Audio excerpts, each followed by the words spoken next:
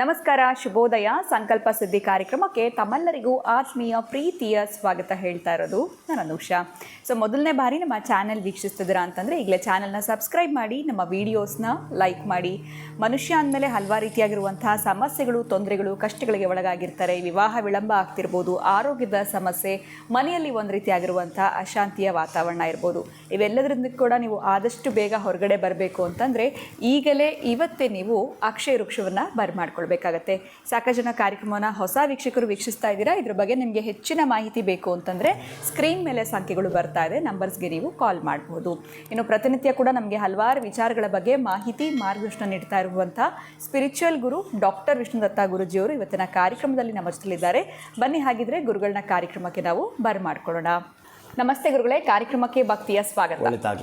ನಿನ್ನೆ ಸಂಚಿಕೆ ಅಂತೂ ಭಾಳ ಅದ್ಭುತವಾಗಿತ್ತು. ನಮಗೆ ನವರಾತ್ರಿಯ ಪ್ರಾರಂಭದ ದಿನ ಹೇಗಿರಬೇಕು, ನವರಾತ್ರಿ ಆಚರಣೆ ಯಾಕೆ ಮಾಡಬೇಕು ಅನ್ನೋದ್ರ ಬಗ್ಗೆ ತುಂಬ ಡೀಟೇಲ್ ಆಗಿ ನೀವು ತಿಳಿಸ್ಕೊಟ್ರಿ. ಅದು ಎಲ್ರಿಗೂ ಕೂಡ ಅನುಕೂಲ ಆಗಿದೆ ಅಂತಲೇ ಹೇಳ್ಬೋದು. ಇನ್ನು ಈ ದಿನ, ಎರಡನೇ ದಿನ, ಯಾವ ದೇವಿಯ ಆರಾಧನೆಯನ್ನು ಮಾಡಬೇಕಾಗತ್ತೆ, ನೈವೇದ್ಯಕ್ಕೆ ನಾವು ಏನು ಸಿದ್ಧತೆಗಳನ್ನ ಮಾಡ್ಕೊಳ್ಬೇಕಾಗತ್ತೆ, ಇದೆಲ್ಲದ್ರ ಬಗ್ಗೆ ಇವತ್ತಿನ ವಿಡಿಯೋದಲ್ಲಿ ತಿಳಿಸ್ಕೊಡಿ ಗುರುಗಳೇ.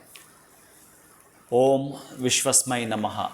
ನನ್ನ ಪ್ರೀತಿಯ ಬಂಧುಗಳೇ, ನನ್ನ ಪ್ರೀತಿಯ ಬಂಧುಗಳೇ ಅಂತ ನಾನು ಹೇಳಿದರೆ ಇನ್ನೂ ಕೆಲವರು ನನ್ನ ಪ್ರೀತಿಯ ಗುರುಗಳಂತ ಕಾಮೆಂಟ್ ಆಗ್ತಾರೆ. ಅದು ನೋಡಿನೇ ಪುಳಕಿತನಾಗ್ತೀನಿ, ಆನಂದವಾಗುತ್ತೆ. ಅಂದರೆ ಆ ಒಂದು ಭಕ್ತ ಬಾಂಧವರ ಸಂಬಂಧ, ಈ ಭಕ್ತ ಭಗವಂತನ ಸಂಬಂಧ ಒಂದು ಬ್ರಿಡ್ಜಾಗಲ್ಲಿ ಕೆಲಸ ಮಾಡೋದಿದೆಯಲ್ಲ, ಅದು ಮಂತ್ರ, ಮಾತು ಅಥವಾ ನಮ್ಮ ಬರವಣಿಗೆ ಆಗಿರುತ್ತಂತೆ. ಅದಕ್ಕಾಗಿ ಈಗ ನೀವೇನು ಈ ನವರಾತ್ರಿ ದಿನದಂದು ಪ್ರಶ್ನೆ ಮಾಲಿಕೆಯನ್ನು ಹೊತ್ತು ತಂದಿರ್ತೀರೋ, ಇನ್ನು ಎರಡನೇ ದಿನ ಆ ಬ್ರಹ್ಮಚಾರಿಣಿ ನೋಡಿ ಎಷ್ಟು ಅದ್ಭುತವಾದ ವರ್ಣನೆಗಳು ಇದ್ದಾವೆ ಅಂತಂದರೆ ಪೇಳಲಸದಳ. ಅಷ್ಟು ಅದ್ಭುತ, ಅಮೋಘ, ಆಹ್ಲಾದ, ಆನಂದ, ಅದ್ವಿತೀಯ, ಅತ್ಯಂತ ಅಭ್ಯುದಯದ ಪಥದಲ್ಲಿ ನಾವು ನಡೆಯಬೇಕಾದರೆ ಅಮ್ಮನೇ ಮೊದಲ ಗುರು ಅಂತ ನಮಗೆ ಏನು ತಿಳಿಸಿರ್ತಾರೋ ಅಂತಹ ಬ್ರಹ್ಮಚಾರಿಣಿ ದೇವಿಯನ್ನು ಸಾಧಕನು ಸ್ವಾಧಿಷ್ಠಾನ ಚಕ್ರದಲ್ಲಿ ನಿರತನಾಗಬೇಕು, ಸ್ವಾಧಿಷ್ಠಾನದಲ್ಲಿ ತುಂಬಿಸಿಕೊಳ್ತಕ್ಕಂಥದ್ದು. ಸಾಧಕನು ಸ್ವಾಧಿಷ್ಠಾನದಲ್ಲಿ ನೆಲೆ ನಿಲ್ಲಬೇಕಾದರೆ ಈ ದೇವಿಯನ್ನು ಆರಾಧಿಸುವಂಥದ್ದು. ಅಂತಹ ಬ್ರಹ್ಮಚಾರಿಣಿ ಏನು ತಪಸ್ಸು ಮಾಡ್ತಾಳೆ ಅಂತಂದರೆ ಅದಕ್ಕೆ ಮತ್ತೊಂದು ಹೆಸರು ಕೂಡ ಇದೆ, ತಪಶ್ಚಾರಿಣಿ ಅಂತಲೂ ಕೂಡ ಕರೀತಾರೆ. ಅಂತಹ ತಪಶ್ಚಾರಿಣಿ ಬಹುಶಃ ಅದಕ್ಕೆ ಹೇಳ್ತಾರೆ ವಿದ್ಯಾರ್ಥಿಗಳಿಗೆ, ಸಾಧ್ಯ ಆದಷ್ಟು ನೀನು ವಿದ್ಯಾರ್ಥಿ ದಶೆಯಲ್ಲಿ ಚೆನ್ನಾಗಿ ಓದು, ಕಷ್ಟಪಡು ಅಂತ ಹೇಳ್ತಾರೆ. ನೋಡಿ, ಈ ಬ್ರಹ್ಮಚಾರಿಣಿ ಅಂತ ಏನು ಇದ್ದಾಳೋ ಆ ತಾಯಿ 1 ವರ್ಷದ ಕಾಲ ಕಂದಮೂಲ ಅಂತಾರಲ್ಲ, ಈ ಗೆಡ್ಡೆ ಗೆಣಸು ತಿಂದುಕೊಂಡು ತಪಸ್ಸು ಮಾಡ್ತಾಳಂತೆ. 106 ವರ್ಷಗಳ ಕಾಲ ಈ ಒಣಗಿರೋ ಬಿಲ್ಲುಪತ್ರೆಯನ್ನು ತಿಂದು ತಪಸ್ಸು ಮಾಡ್ತಾಳಂತೆ. 106 ವರ್ಷಗಳು ಏನೂ ಇಲ್ಲ ತಪಸ್ಸು ಮಾಡ್ತಾಳಂತೆ. ಆವಾಗ ಅಲ್ಲೋಲ ಕಲ್ಲೋಲವಾಗುತ್ತಂತೆ. ಇಷ್ಟೊಂದು ಕಠಿಣ ತಪಸ್ಸು ಯಾಕೆ ಅಂತ ಅಂದರೆ, ಶಿವನನ್ನು ಒರೆಸಬೇಕಾದ್ರೆ ಆಕೆ ಮಾಡಿರ್ತಕ್ಕಂಥ ತಪಸ್ಸದು.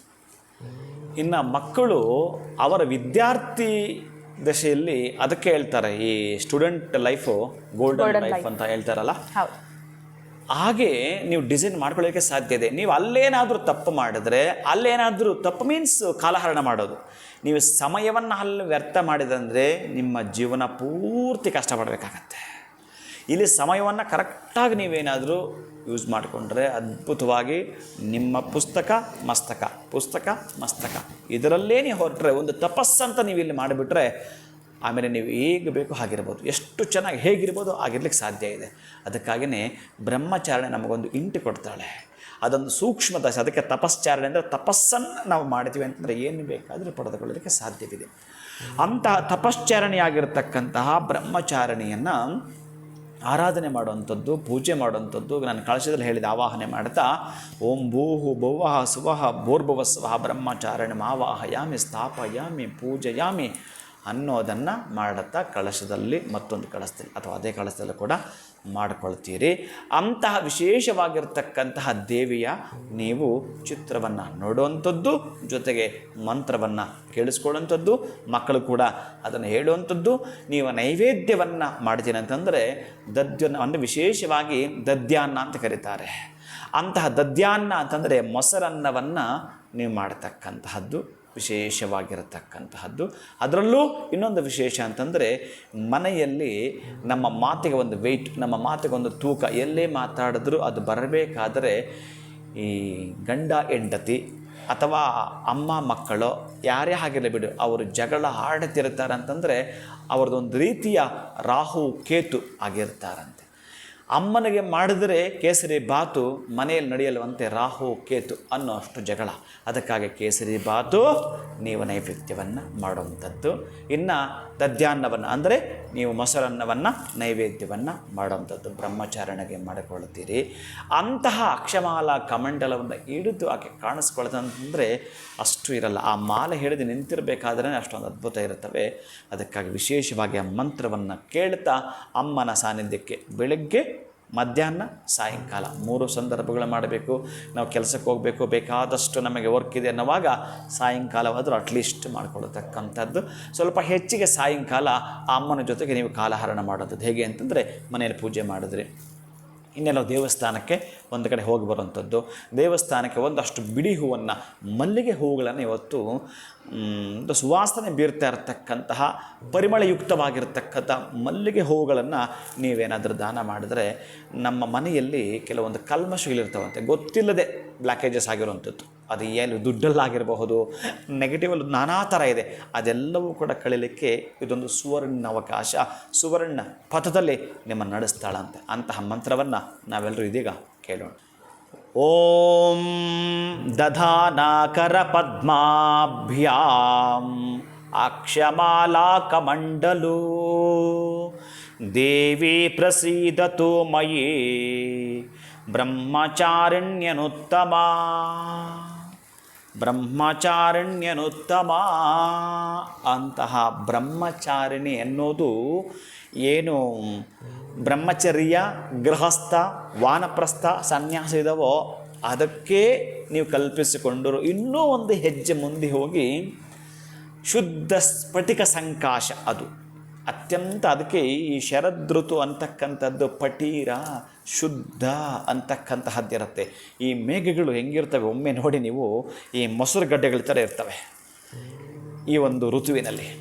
ಅದಕ್ಕೆ ಇದನ್ನು ಶರದ್ ಋತು ಅಂತಲೂ ಕೂಡ ಕರೀತಾರೆ. ವಿಶೇಷವಾಗಿರ್ತಕ್ಕಂತಹದ್ದು ಪರಿಪಕ್ವತೆಯನ್ನು ಹೊಂದಲಿಕ್ಕೆ ಮನುಷ್ಯ ಈ ದಿನಗಳನ್ನ ಅವನ ಪಾಲಿಗೆ ವೆಲ್ಕಮ್ ಮಾಡ್ಕೊಳ್ತಾನಂತೆ. ಗೊತ್ತಿಲ್ಲ ಯಾರು ಎಷ್ಟರ ಮಟ್ಟಿಗೆ ಮಾಡ್ತಾರೋ, ದೇಶದಲ್ಲಿ ಏನೇನು ಆಗುತ್ತಿದೆಯೋ. ಒಟ್ಟಾರೆ ನೀವೊಬ್ಬರು ಇವತ್ತೊಂದು ಮಾಡಿದ್ರೆ 1,000 ಜನ ನೀವು ಬದಲಾಯಿಸಿದಾಗೆ. ನೀವೊಬ್ಬರು ಮನೆಯಲ್ಲಿ ಒಳ್ಳೆಯತನದಲ್ಲಿ ನಡ್ಕೊಳ್ತಕ್ಕಂತಹದ್ದು, ಒಳ್ಳೆಯದನ್ನು ಬಯಸೋದು, ರಾಷ್ಟ್ರಕ್ಕೆ ಮಂಗಳವಾಗಲಿ ಅನ್ನೋದೇನಾದರೂ ಈ ದಿನದಲ್ಲಿ ನಾವು ಮಾತಾಡ್ತೀವಿ ಅಂತಂದರೆ ಬಹಳಷ್ಟು ಅಭ್ಯುದಯತೆಯನ್ನು ತಾವು ಕಾಣ್ತೀರಿ. ನಿಮ್ಮ ಕುಟುಂಬಕ್ಕೆ ಆ ಬ್ರಹ್ಮಚಾರಿಣಿ ಕೃಪೆ ಸದಾ ಇರಲಿ ಅಂತೇಳಿ ಪ್ರಾರ್ಥಿಸ್ತೇನೆ.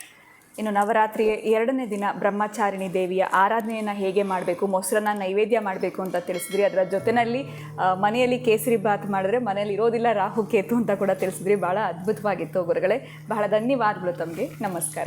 ಹರೇ ಶ್ರೀನಿವಾಸ.